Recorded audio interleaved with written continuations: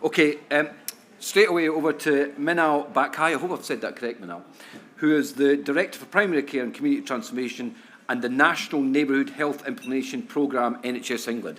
Whoa, floor's yours. And a GP. Give Minal a hand.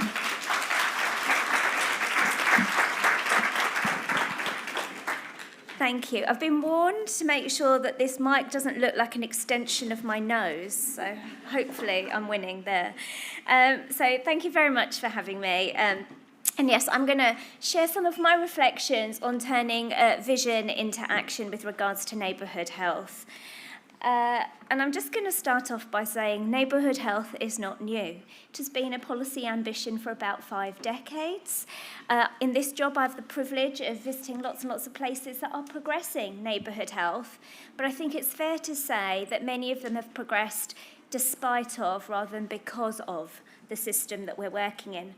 So what's held us back?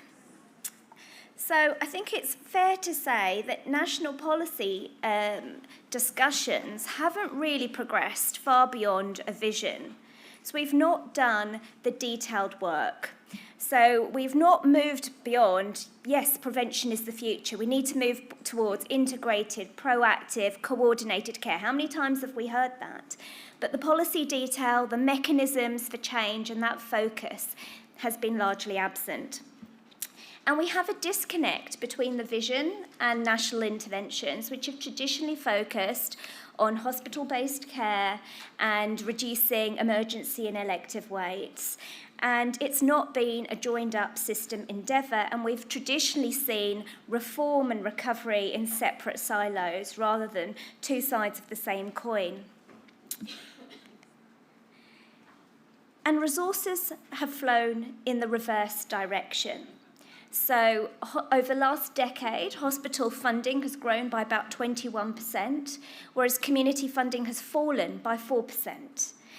We have seen an expansion of our specialist workforce. The consultants have grown by 168%, but we've seen a decline in our generalist workforce, the workforce that we desperately need to look after our elderly population, our complex needs, multi-morbidity, long-term conditions, demographic.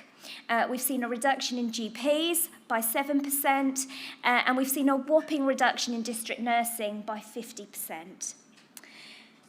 And what are the lessons that we can learn from previous large-scale change programmes? So if we look at the new Care Models programme, what did we learn? So firstly, success was viewed through the lens of the NHS, and so very much narrowed down into outcomes that looked at hospital activity and not those broader whole person outcomes that we know neighbourhood health is tackling. It had an unrealistic expectation for change, so the pace of change was not realistic. It's a multi-year change, and actually we've got some opportunity now as we're starting to look at 5-year budgets for the NHS and 3 to 5 year planning cycles to really design for the medium and longer term. And importantly, we did not hardwire the changes. So those hard-won changes made on the ground, that pace of change locally, we did not keep up with that nationally. So regulation, performance, and then leadership changes meant that they did not align with the direction of travel, and it was too difficult to move forwards and far easier to go backwards. And data. We know how critical data is, both for that operational integration, but also for doing that detailed work of calculating what is the cost of the left shift.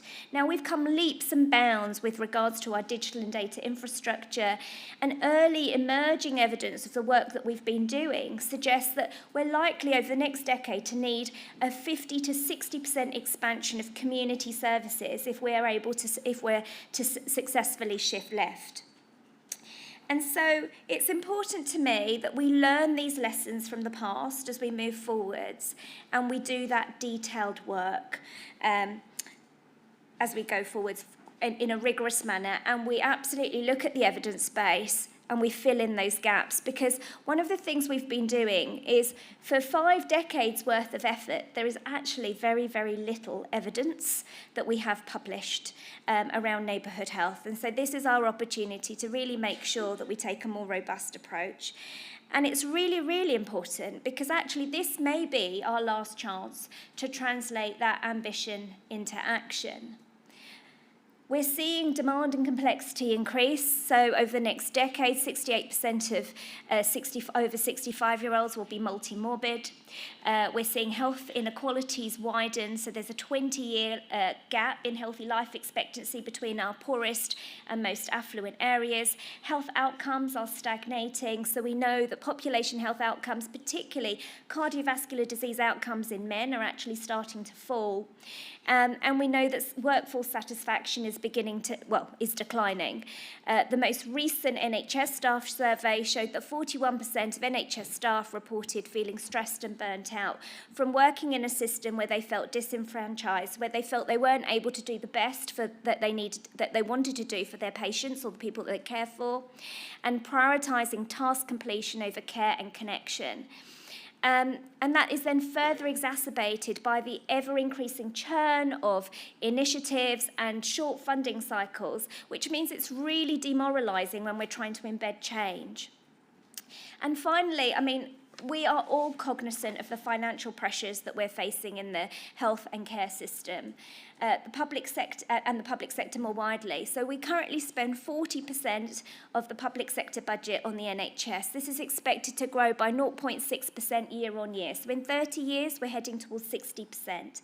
It is very unlikely that we're going to have the support of our public to keep investing more in a health and care system that is not working for them without improvement.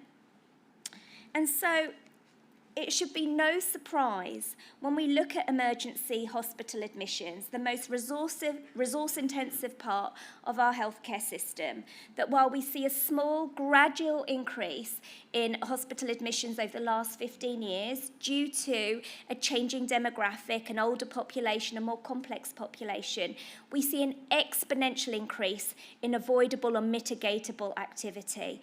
And this is directly linked to the disinvestment that we've seen in primary, community, voluntary sector services, and that social infrastructure that we know is so important to drive prevention and health creation. And this is further reiterated. So long-term conditions are our biggest driver of demand going forwards into the next decade.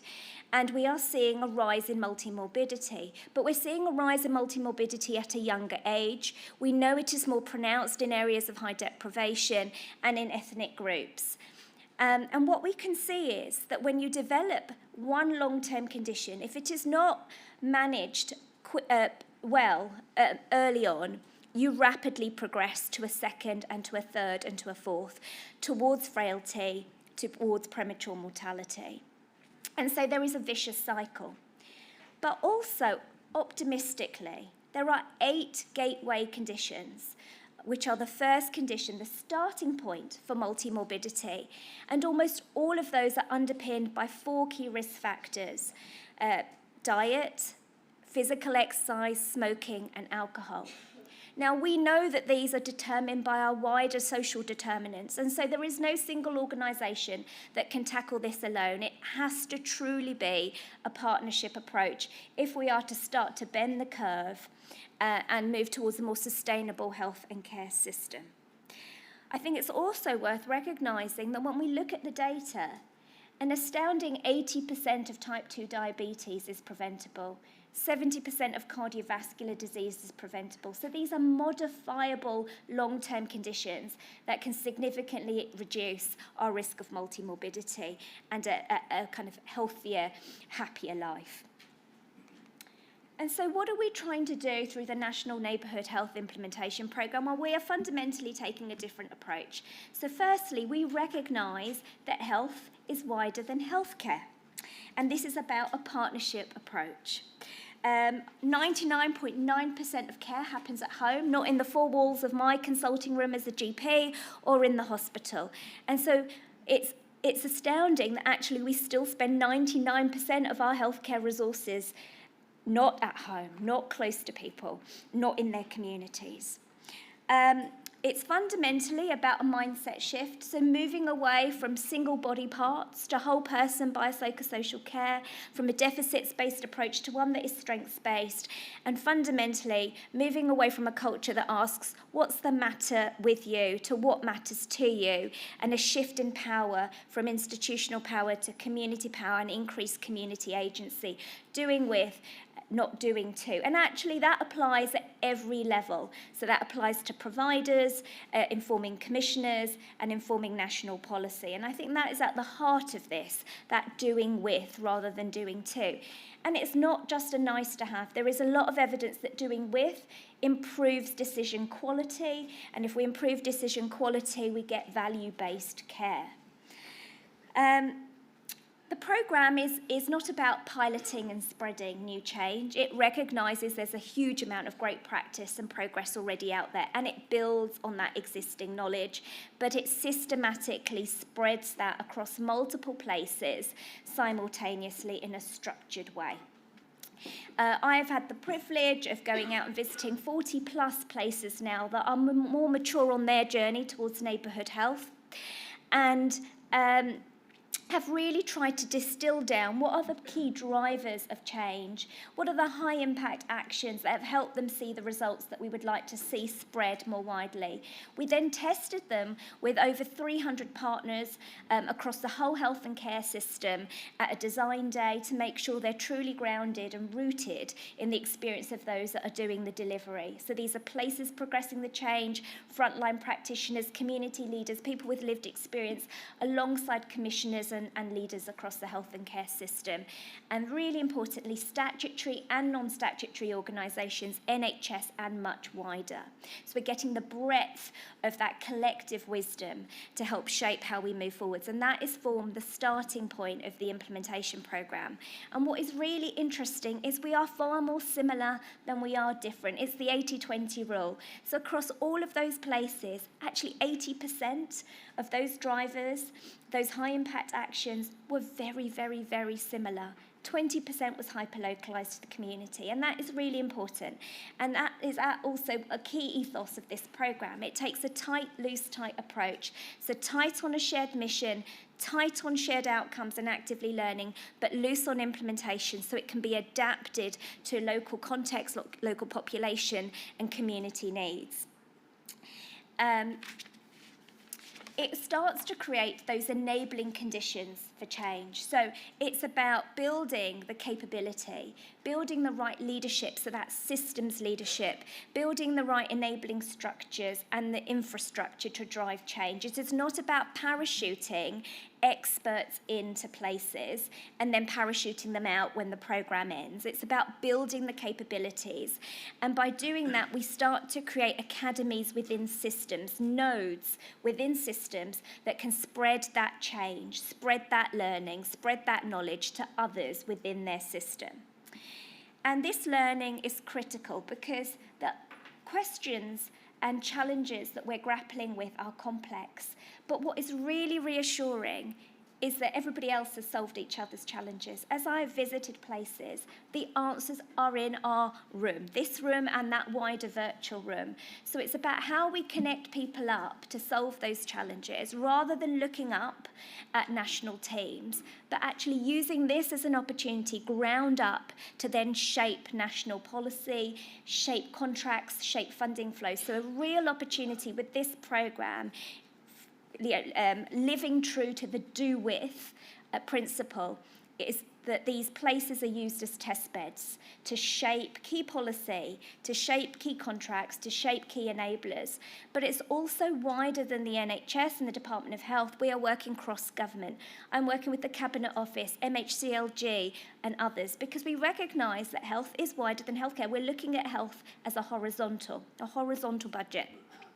And so I'm doing some really interesting work around social financing with the Cabinet Office, which we can then test with these 43 places that are in Wave 1, because that's a great opportunity to seed fund, for example, neighbourhood health. And there are some great, really good examples. If I take West Herts or Dorset, they've had social funding investment from Macmillan, created a community interest company, and through that, they have invested 2 million, so 20% of that funding, 10 million that they received in the voluntary sector, and not just in big charities, but actually in the grassroots organisations in that area, but have created the infrastructure to then be able to help sustain those grassroots organisations and take away some of that bureaucracy. So there are opportunities to really, really invest. And I say this as a GP that works in a very, very deprived area. If you ask me, where do I want more resource and more investment?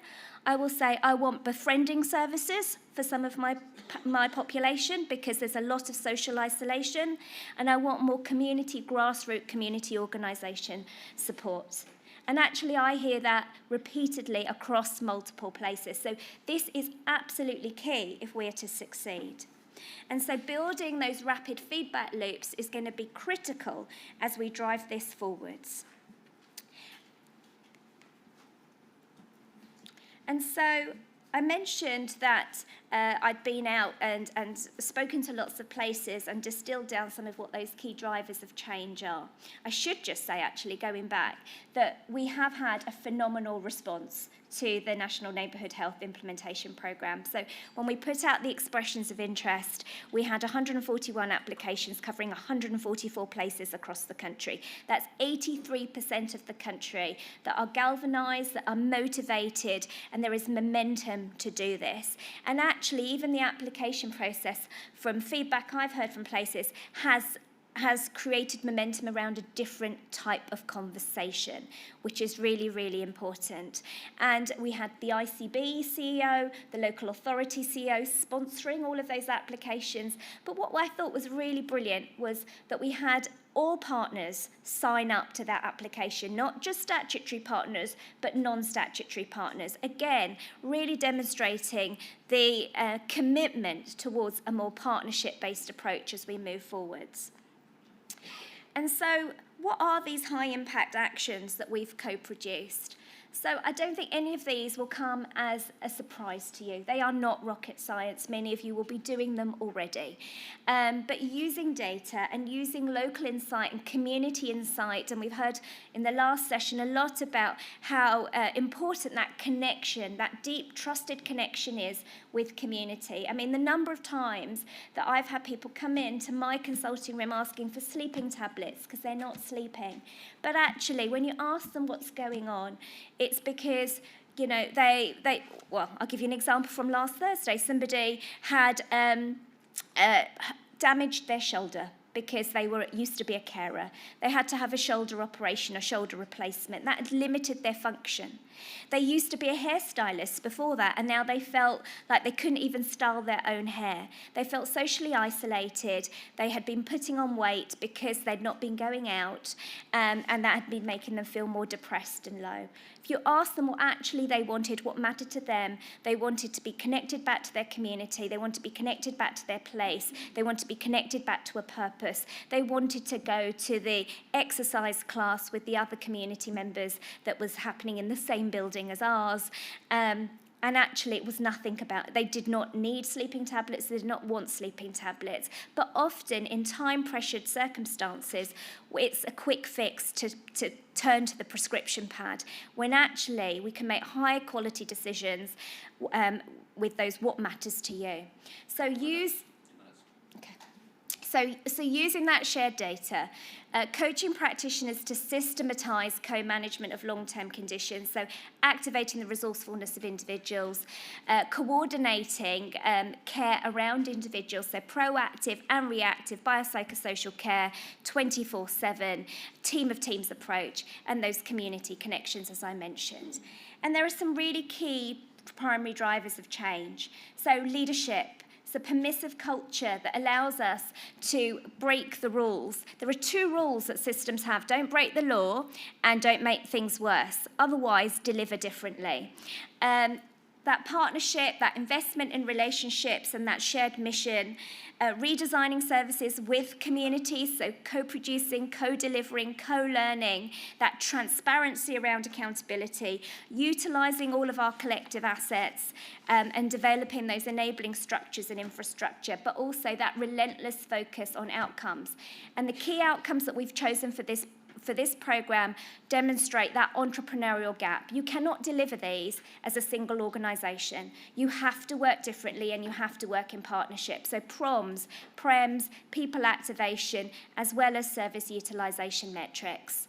And I'm just going to end by just giving you 3 examples about how neighbourhood health can deliver, because it doesn't just deliver for tomorrow's problems, it delivers for today's.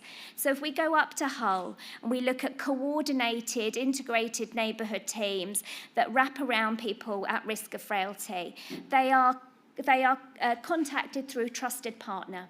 They carry a holistic assessment of their needs, what matters to them. There's an agreed shared care plan. The interventions are sequenced based on the things that matter to those individuals, their families and their carers. Care is coordinated, so you don't have 6 people coming into your home on a single day.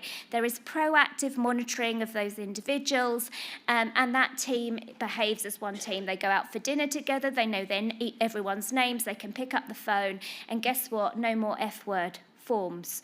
And what do we see? Well, we see a reduction in GP appointments, we see a reduction in ED attends, we see a reduction in emergency admissions, but most importantly, we see an improvement in people's well-being, a 90% plus improvement in well-being. If we then go to BLMK, Bedfordshire, Luton and Milton Keynes, we've taken a different approach to how we support people with mental health needs. Again, inviting them in, understanding what their goals are, inviting them for virtual education, so 50 to 100 people virtually educated around mental health and the support available. They then have an app, a 24/7 personalised advice in their pocket app that supports them with regards to their mental health goals. They're proactively connected through social prescribing to the appropriate community resource and support services. They are proactively monitored on how much they engage with those services, because we know that as your mental health deteriorates, you start to withdraw. And again, what we see? We see a reduction in GP appointments. We see a reduction in secondary care referrals. We see a reduction in long-term sickness. But importantly, we see an improvement in people's health and well-being.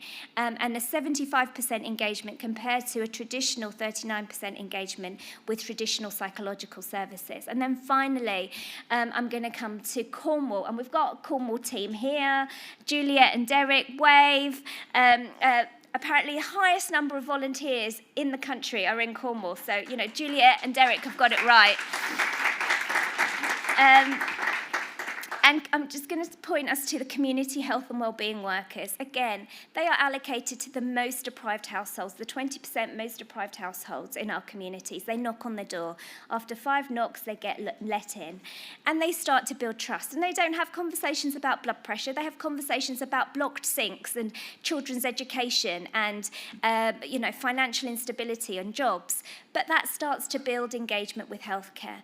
And again, through those trusted relationships, building that literacy, helping people navigate the health and care system, what we see is a 50% reduction in adult social care use, a 10% reduction in GP appointments, a whopping 84% improvement in vaccination and use and screening services, and a 94% improvement in people's well-being.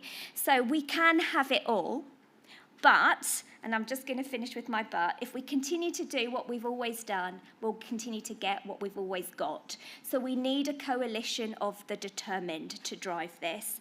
It will involve unlearning behaviours and shaping new behaviours at every single level. And the 10-year plan gives us a really important lever. It says, our reforms will break with the past by pushing power out to places, to providers, and to patients. Not endless assurance and diktat, but the facilitation of outcomes, whole person outcomes, I would add, partnerships, and collaborative progress. So together, and that is the only way we're going to achieve this together, let's make neighbourhood health a reality for all of our communities. Thank you.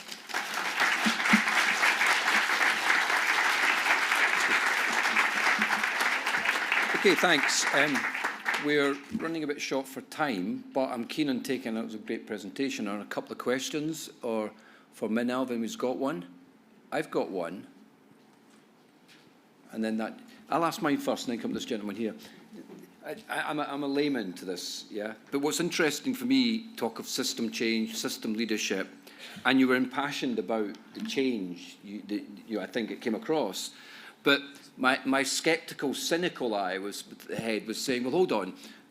I've been at many health conferences, other conferences, with the talk of system change. This is the next step. What, for you, really is breaking the mould of, say, 25 years of that kind of rhetoric?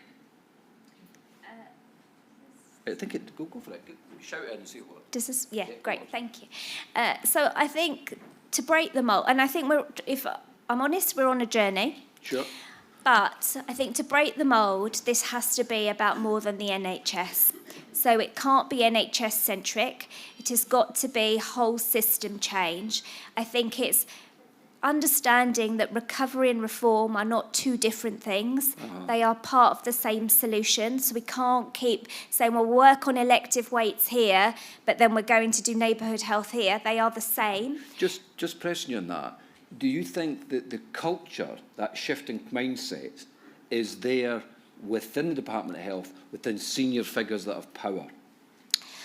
I would say that the culture is there in places. Right. So as I have been visiting places, and the 141 that applied, the 43 that on wave one, they are driving a whole different way of working.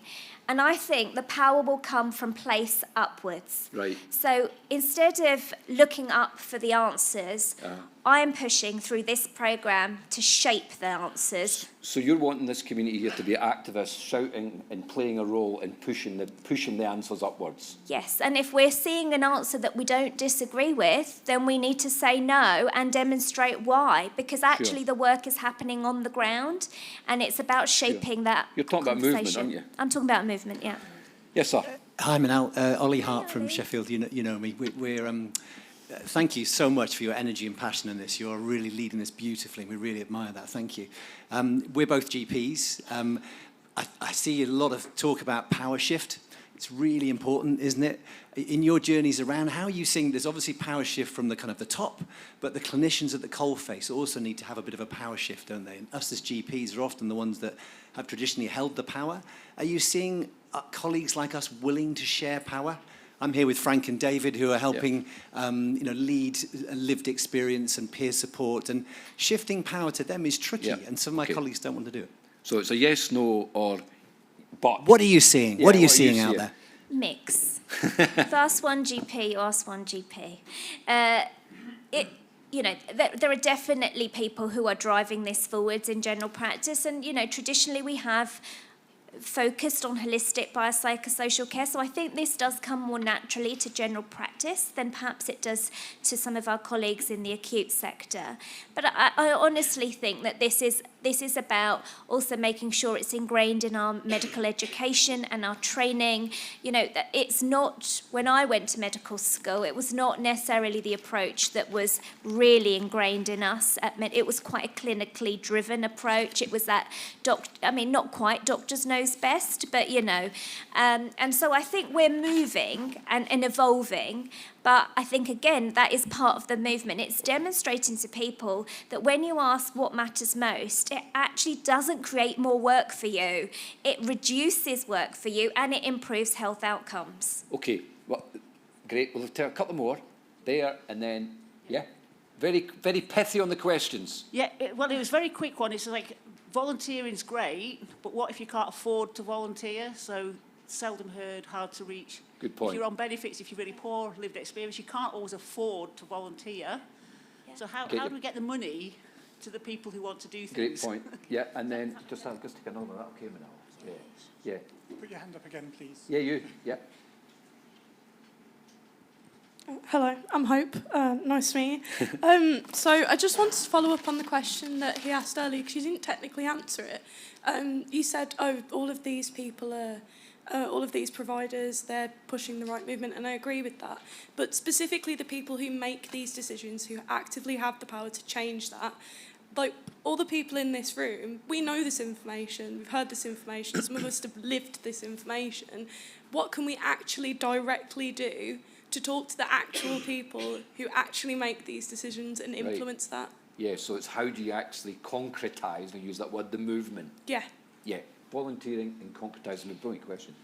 So on the volunteering, yes, I agree. So just to be clear, like the community health and wellbeing workers are paid. They are community leaders, but they are paid roles. When you look at other examples, people have created paid placements. So there are opportunities to resource this appropriately. And you know, one of the examples that I gave around the West Herts and the seed funding is one way of driving some of that financial investment in to kickstart this. And there is a wider work that's happening around financial incentives and funding flows to readdress the challenge that we've had, that we've had funding flows that have been designed to shift funding to hospitals and out of communities, and so that fundamentally needs to change, and that work is happening. But the 43 plus the other 141, we're trying to involve them in shaping what those funding flows and funding incentives need to look like, so they're truly enabling.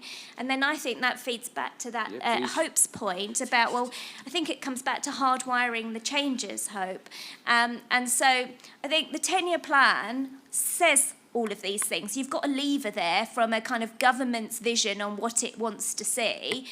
It talks about the centre being smaller. It talks about a reduction in central diktats. It talks about power to place. It talks about devolution. It talks about value-based care. You've got all the hooks from a policy perspective. Yeah. Actually, when I go around the country, we all work in the same system, we all work in the same rules, but some people have managed to progress within those rules much further than others. So I think it's, you know, don't wait for permission, get on and do. Yeah. Like I said, it's those two rules. And hold power to account. And hold power to, but also to be accountable to communities. Sure. So through our health and wellbeing boards, etc. Yeah. I appreciate you taking some quick fire, and we are pushing in time, but there's a lot of interest here, so I'm just going to run it a few minutes more. This lady here, and then gentleman in the front. Yes. Oh, hi, I'm Jackie from Derbyshire Voluntary Action. You might just have answered partly my question. So we're doing a lot of work around a connected neighbourhood approach in Derbyshire. We weren't one of the successful areas, but we've been working on this approach for probably the last 10 years. But our problem has always been, how do we have a lot of lived voice, and we advocate for lived voice, and we do a lot of community groundwork across the whole of Derbyshire, but we find it really hard to shift that resource, and I'm worried of how that resource is going to shift into the neighbourhood. Will the resource flow from? Will the resource follow the initiative and the change? Absolutely. And this gentleman here at the front. Faster. I'm joking. Thank you. Please. Hi, I'm Colin Bortels from University of Birmingham. My question builds on the previous one as well, in terms of how will this programme break through the structural barriers sharing power and resources with VCFC organisations, which has been a structural problem over the course of all the various programmes that you highlighted at the beginning of your presentation. Yeah, it's breakthrough questions, isn't it? And real getting amplification and scale to this. Yeah, so I think on the first question, you know, there is a real drive to move to outcome-based approaches, year of care payments, patient power payments, a real focus on proms and prems. So the premise is there, the work is being done at the moment to actually turn some of that into reality. A challenge in the past, as I mentioned, was data. You know, it was not possible to really cost what this all looked like. We've come much further. Some sites have brilliant data sharing with voluntary sector as well. So I think there are real opportunities to get that right.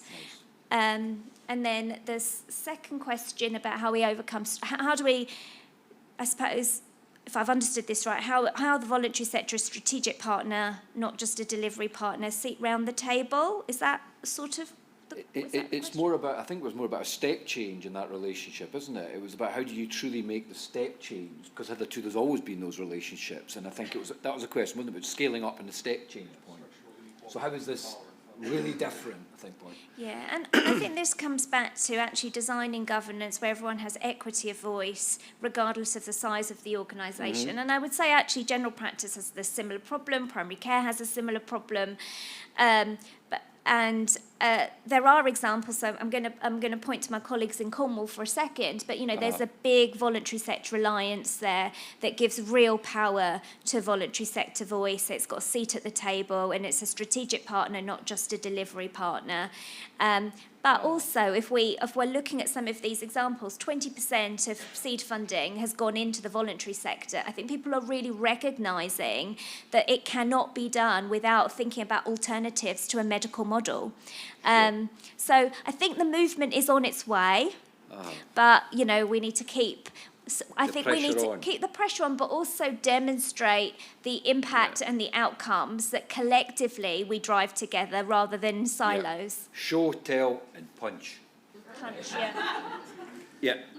Final question. You'll be glad. Hello, my name. Thanks for taking them all. Yes. My name's Julia. I'm a surgical SHO down in Bath, and I've been working with the hospital at home team to try and speed up discharges for surgical patients and move surgical care into the community. And you mentioned that there is shortage in the workforce, and my question is, what are the plans to mitigate that, in creating that change in hospital flow, going from hospital prolonged stays, shifting them on through virtual wards? There's a big question on where's the funding coming from? Is that from secondary care, or is that going to come from the community? And how can we work together to make it a reality? So I think there are two opportunities. So there is the kind of workforce plan that's being worked on now, which will need to demonstrate how over the next decade it's going to shift the workforce that we need, build the right skills and capabilities, and drive that kind of that expansion in community services that I just described, sort of 50-60% expansion that's going to be needed. There is also the opportunity to be more creative and think differently. So there are some innovative models around, care workers and delegated healthcare tasks, etc. So I think they are some interesting models that are emerging. And then in terms of, where's the funding going to come from? So there isn't a new pot of money, so it will have to shift from hospital into community. And people have done that in different ways, whether that's taking money away from the kind of projected growth allocations, or keeping acute spend flat, or whether it has then been seed funding and then expecting that there will be a return on that investment that they can then reinvest back in through the community interest company. So different approaches, and I guess that's the beauty of this programme. We can test different models and approaches, share that learning, because what works in rural Cumbria won't work in inner city northwest London. So. Sure. That was brilliant, wasn't it? Yeah, I really appreciate your clarity and your passion for this. So give Minal a hand, please.